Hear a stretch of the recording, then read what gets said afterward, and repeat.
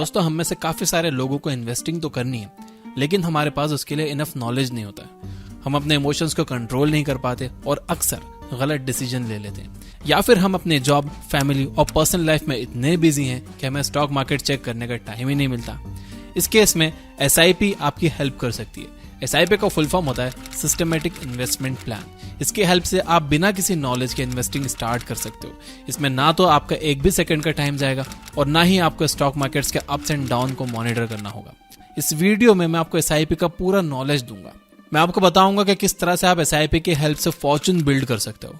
हम देखेंगे कि SIP क्या होता है, इसमें कौन सा रिस्क हो सकते हैं, इसमें आपको कितने पैसे लगाने चाहिए और साथ ही इससे आपको कितने रिटर्न मिल सकते हैं। और हाँ, मैं आगे बढ़ने से पहले बता दूं कि इस वीडियो को किसी ने स्पॉन्सर नहीं किया। डिस्क्रिप्शन में या कमेंट्स में कोई भी एफिलिएट लिंक नहीं है। मैं ये वीडियो बना रहा हूँ सिर्फ आपको हाई वैल्यू इंफॉर्मेशन देने के लिए। तो इस बात पर अगर आपको लगता है कि ये वीडियो आपका वैल्यूएबल लाइक डिजर्व करता है तो लाइक जरूर करना। तो आइए SIP और म्यूचुअल फंड्स के बारे में सारे सवालों का एक एक करके जवाब जानते हैं। नंबर 1, SIP क्या होता है? SIP एक इन्वेस्टमेंट स्ट्रेटेजी है जिसकी हेल्प से आप म्यूचुअल फंड्स के जरिए स्टॉक्स में पैसा इन्वेस्ट करते हो। अगर आपके पास टाइम या नॉलेज नहीं है तो आप एक एक्सपर्ट का सहारा ले सकते हो। आप अपने पैसे एक एक्सपर्ट को दे दो जो कि अपना टाइम और नॉलेज लगाकर आपके पैसे अच्छे से इन्वेस्ट करेगा। वो आपके प्रॉफिट्स का कुछ हिस्सा अपने पास रख लेगा और बचे हुए प्रॉफिट्स आपको दे देगा। इसका मतलब ये भी है कि अगर उस एक्सपर्ट के इन्वेस्टमेंट डिसीजन से आपको नुकसान होता है तो आप उसे एक भी रुपया नहीं दे रहे होंगे। लेकिन हर एक म्यूचुअल फंड के रूल्स अलग होते हैं और अच्छा होगा कि आप इन्वेस्टमेंट करने से पहले उनकी फीस के बारे में पढ़ लो। एक बार आपने अपना म्यूचुअल फंड सिलेक्ट कर लिया तो आप अपना SIP बनाओ। SIP में आप एक फिक्स्ड अमाउंट को हर महीने म्यूचुअल फंड में इन्वेस्ट करते रहते हो। मान लो कि आप 5,000 की SIP करना चाहते हो। आप अपने अकाउंट में ऑटो डेबिट लगा सकते हो जिससे हर महीने आपके अकाउंट से 5,000 कट के आपके SIP में ऑटोमेटिकली इन्वेस्ट होते रहेंगे। एक बार आपने अपना SIP सेट कर दिया तो आप उसे भूल जाओ।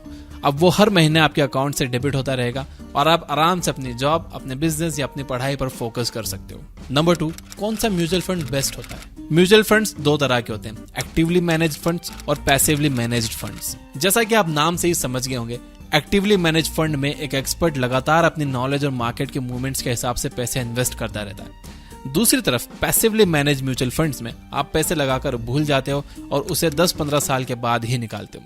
पैसिवली मैनेज्ड म्यूचुअल फंड्स को इंडेक्स फंड्स भी कहा जाता है। इन म्यूचुअल फंड्स में आप देश के टॉप 50 कंपनीज में पैसे लगाते हो। आप ये अज्यूम करके चलते हो कि किसी भी कंट्री के present top 50 companies long term में बेटर परफॉर्म करेंगी ही। इंडिया के इंडेक्स को निफ्टी 50 कहा जाता है। यहाँ पर आपको लग रहा होगा कि एक्टिवली मैनेज फंड्स बेटर होते हैं क्योंकि उसमें एक्सपर्ट्स हमेशा काम करते रहते हैं। ज्यादा काम करने की वजह से उन्हें रिटर्न्स भी ज्यादा मिलते होंगे, लेकिन ऐसा नहीं है। शॉर्ट टर्म में हो सकता है कि एक्टिवली मैनेज्ड म्यूचुअल फंड्स ज्यादा प्रॉफिट कमा रहे हो, लेकिन लॉन्ग टर्म में वो पैसिवली मैनेज्ड म्यूचुअल फंड्स को बीट नहीं कर पाते।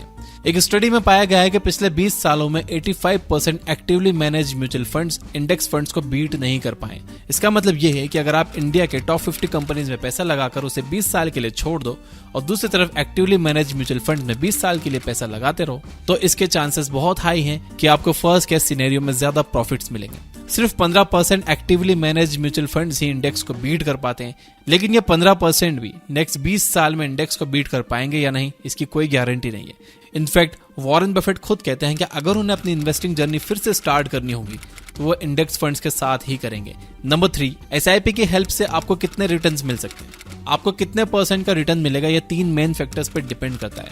A, आप कितने रुपए मार्केट में लगाते हो। आप जितने ज्यादा पैसे मार्केट में लगाओगे आपको उतने ज्यादा रिटर्न्स मिलेंगे। B, आप कितने टाइम तक पैसे मार्केट में लगाते हो। एक बार पैसा लगाकर उसे एक हफ्ते में ही निकाल लेने से आपको कोई खास रिटर्न नहीं मिलने वाले।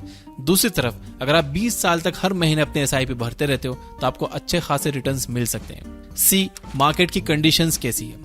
अनफॉर्चुनेटली इसे कंट्रोल करने के लिए आप कुछ भी नहीं कर सकते। आपके कंट्रोल में यह है कि आप कितने पैसे लगाते हो और कितने टाइम तक लगाते हो और किस फंड में लगाते हो। अगर ये तीनों चीजें अच्छी हैं तो आपके रिस्क काफी हद तक कम हो जाते हैं, लेकिन वो जीरो नहीं होते। मार्केट कंडीशंस हमेशा फ्लक्चुएट करती रहती है और इस वजह से आप जो भी पैसे लगाओगे उसे खोने का एक रिस्क हमेशा बना रहेगा। लेकिन अगर आप लॉन्ग टर्म तक SIP में इन्वेस्ट करते रहते हो तो आपका रिस्क नियर टू जीरो हो जाता है।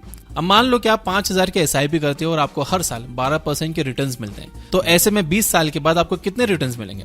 इसे कैलकुलेट करने के लिए आप SIP कैलकुलेटर यूज कर सकते हो। गूगल पर जाकर इसको सर्च कर लो, आपको ये आसानी से मिल जाएगा। अगर मैं हर महीने 5,000 रुपए SIP के थ्रू इन्वेस्ट करता रहूंगा तो 20 साल के बाद मैं 12 लाख तक इन्वेस्ट कर चुका हूंगा। इस पर मुझे टोटल रिटर्न्स लगभग 38 लाख रुपए के मिलेंगे। इसका मतलब है मेरे 12 लाख का अमाउंट बढ़कर 50 लाख हो चुका होगा। अब आइए इन सारी वैल्यूज को हम सिर्फ 20% इंक्रीज कर देते हैं। मान लो कि आप 5,000 की जगह 6,000 हर महीने इन्वेस्ट करते हो। मान लो कि आप 20 साल के लिए नहीं बल्कि 24 साल के लिए पैसे लगाते हो, और मान लो कि रिटर्न्स आपको फिर भी 12% ही मिल रहे हैं, क्योंकि ये मार्केट कंडीशंस पर डिपेंड करता है और इसे कंट्रोल करने के लिए हम कुछ नहीं कर सकते। अब आइए देखते हैं कि इस केस में हमें कितने रिटर्न्स मिलेंगे। अब आपका टोटल इन्वेस्टेड अमाउंट लगभग 17,28,000 रुपए है, लेकिन रिटर्न्स आपको लगभग 83 लाख तक मिल रहे हैं। फर्स्ट केस में आपको सिर्फ 38 लाख का रिटर्न मिल रहे थे, लेकिन आपने अपनी इन्वेस्टमेंट अमाउंट और इन्वेस्टमेंट टाइम पीरियड को जस्ट 20% ही इंक्रीज किया, लेकिन इससे आपके रिटर्न्स लगभग 125% यानी डबल से भी ज्यादा हो गए। यह है कंपाउंडिंग इफेक्ट का मैजिक। अगर आप थोड़े से भी पैसे ज्यादा लंबे टाइम तक मार्केट में इन्वेस्ट करके रखोगे तो आपको बहुत ज्यादा रिटर्न्स मिलने वाले हैं। नंबर 4, SIP में इन्वेस्ट करने से पहले आपको कौन सी बातों का ध्यान रखना चाहिए। जैसे कि हमने पहले देखा, SIP में अगर आप ज्यादा पैसे ज्यादा टाइम तक इन्वेस्ट करके रखोगे तो आपको ज्यादा प्रॉफिट होगा, लेकिन आपको यहां पर यह जानना होगा कि टाइम पैसे से ज्यादा इंपॉर्टेंट होता है।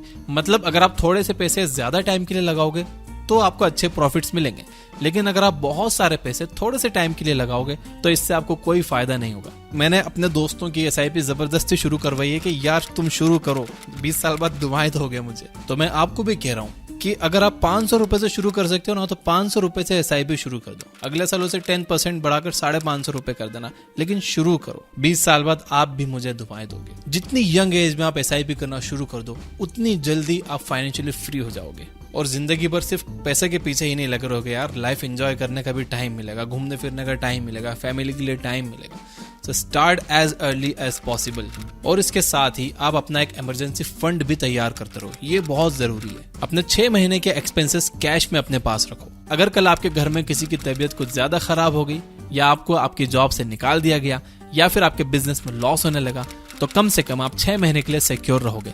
ऐसे में आपको मार्केट से पैसे निकालने की जरूरत नहीं होगी और किसी से उधार मांगने की भी जरूरत नहीं पड़ेगी। अगर आप अपने सारे पैसे लगा दोगे और कल को आपको जरूरत पड़ी तो आप मार्केट से पैसे फिर से निकाल लोगे। इससे हो सकता है कि आपको लॉस ही हो। दूसरा ये कि आप रिस्क को समझकर ही पैसे इन्वेस्ट करो। रिस्क लेने में कोई स्मार्टनेस नहीं है, इसमें कोई बहादुरी की बात नहीं है। रिस्क बेवकूफ लोग लेते हैं। स्मार्ट इन्वेस्टर्स कैलकुलेटेड रिस्क लेते हैं। उन्हें यह पता होता है कि अगर उनका लॉस होगा तो सिर्फ 100 रुपए का होगा, लेकिन प्रॉफिट होगा तो 1000 का होगा। इसलिए आप किसी भी म्यूचुअल फंड में इन्वेस्ट करने से पहले उसके पोर्टफोलियो में जाकर ये देख लो कि वो कौन सी कंपनीज में पैसे लगा रहे हैं, आप उन कंपनीज पर ट्रस्ट करते हो या नहीं, वो कितनी फीस ले रही है और उस म्यूचुअल फंड के मैनेजर का ट्रैक रिकॉर्ड कैसा रहा है। Number 5, lump sum versus SIP। हमने अभी सारे एग्जांपल्स में देखा कि अगर आप 5,000 हर महीने 20 साल तक इन्वेस्ट करोगे तो आप टोटल 12 लाख इन्वेस्ट करोगे। मान लो कि आपके पास इस टाइम 12 लाख रुपए कैश में या बैंक में पड़े हुए हैं, तो क्या फिर भी आपको हर महीने 5,000 ही इन्वेस्ट करने चाहिए, या फिर आपको एक साथ सारे पैसे मार्केट में लगा देने चाहिए? सारे पैसों को एक साथ लगाने वाली स्ट्रेटेजी को लमसम इन्वेस्टमेंट कहते हैं। इस स्ट्रेटेजी से आपको तभी प्रॉफिट हो सकता है जब मार्केट ओवरली अंडर वैल्यूड हो। अगर इकोनॉमी क्रैश कर रही है, जैसे कि 2020 के कोविड लॉकडाउन में हुआ था, तब सारी अच्छी कंपनीज 50% से ज्यादा पर ड्रॉप कर गई थी, तब लमसम इन्वेस्टमेंट करने का अच्छा टाइम था।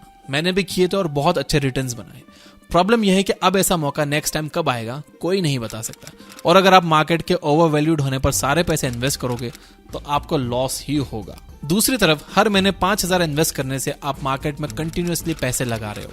इस महीने मार्केट ऊपर गया तो आपने 5,000 लगाए, आपको कम यूनिट्स मिली। नेक्स्ट मंथ वो नीचे आया तो भी आपने 5,000 लगाए, आपको ज्यादा यूनिट्स अलॉट हुई। ऐसे में आप कंपनीज को उनकी एवरेज प्राइस पर खरीद रहे होते हो, जब वो ना अंडर वैल्यूड है और ना ही ओवर वैल्यूड है। इस तरह से SIP में आपको मार्केट का एवरेज रिटर्न मिल रहा होता है। अगर आपको फिर से कोविड जैसा एक मौका मिल जाए, जब आप सारी अच्छी कंपनीज को या निफ्टी 50 की किसी कंपनीज को तेजी से नीचे गिरता हुआ देखो, तब आप उसमें लमसम इन्वेस्टमेंट कर सकते हो। लेकिन जब आपको ऐसा मौका ना मिले, आप SIP में इन्वेस्ट करते रहो। याद रहे, आप जितनी जल्दी पैसे इन्वेस्ट करके उन्हें जितने ज्यादा टाइम तक मार्केट में रखे रहोगे, आपके पैसे उतने तेजी से ग्रो करेंगे। इसलिए परफेक्ट मूवमेंट का वेट मत करो, आज ही SIP में इन्वेस्ट करना शुरू करो। मेरा सजेशन आपको यह रहेगा कि आपकी जो इनकम है उसका 10% आपको इन्वेस्ट करना चाहिए और उस इन्वेस्टमेंट को आपको हर साल 10% से बढ़ाना चाहिए। यानी अगर आप हर महीने अभी 1000 रुपए इन्वेस्ट कर रहे हो SIP में, तो आपको अगले साल से उसे 1100 रुपए कर देना चाहिए। ऐसे में आपका इन्वेस्टेड अमाउंट भी बढ़ता जाएगा और जितने लंबे टाइम तक आप टिकोगे उतना बड़ा रिटर्न भी मिलेगा। तो अगर ये आपको वीडियो हेल्पफुल लगा हो तो कमेंट में यस जरूर लिखिए। इससे मुझे मोटिवेशन मिलती है कि मैं आपके लिए हेल्पफुल वीडियो बना पा रहा हूँ। अगर आप मुझसे पूछोगे कि इन्वेस्टमेंट पर बेस्ट बुक कौन सी है, तो मैं आपको कहूंगा one up on wall street by Peter lynch. ये बुक आपको जरूर पढ़नी चाहिए। इस बुक में बताए गए प्रिंसिपल्स आपको फाइनेंशियली फ्री कर सकते हैं। इस किताब में पीटर लिंच ने बेसिकली ये बताया है कि मल्टी बैगर स्टॉक्स कैसे ढूंढे जाते हैं, यानी 1 रुपए का 10 रुपए करने वाले स्टॉक्स कैसे ढूंढे जाते हैं। और इस बुक की नियरली 2.25 घंटे long detailed summary like a course, ये एक ऑडियो कोर्स है जो कि ये बुक ऐप पर अवेलेबल है प्रीमियम यूजर्स के लिए। और आज के लिए हम 250 यूजर्स को 1 साल का प्रीमियम प्लान 199 में दे रहे हैं। यहाँ पर और भी ऐसी बहुत सारी डिटेल्ड बुक समरी है, 2-2 घंटे लॉन्ग एक ऑडियो कोर्स की तरह ये समरीज हैं। आप भले प्रीमियम लो या ना लो, लेकिन आपने ये जरूर चेक करने चाहिए। हमने वहां हर समरी का इंट्रोडक्शन दे रखा है कि आपको इसमें क्या सीखने को मिलेगा। अब अगर आप इंटेलिजेंट इन्वेस्टर बुक की समरी सुनना चाहते हो तो राइट साइड वाली वीडियो पे क्लिक करो, और अगर आप स्टॉक मार्केट को समझना सीखना चाहते हो तो लेफ्ट साइड वाली वीडियो पे क्लिक करो। इस वीडियो को ऑलरेडी 20 लाख लोग देख चुके हैं। Finally, you guys are amazing. Keep reading, keep learning, keep growing. Thank you for watching.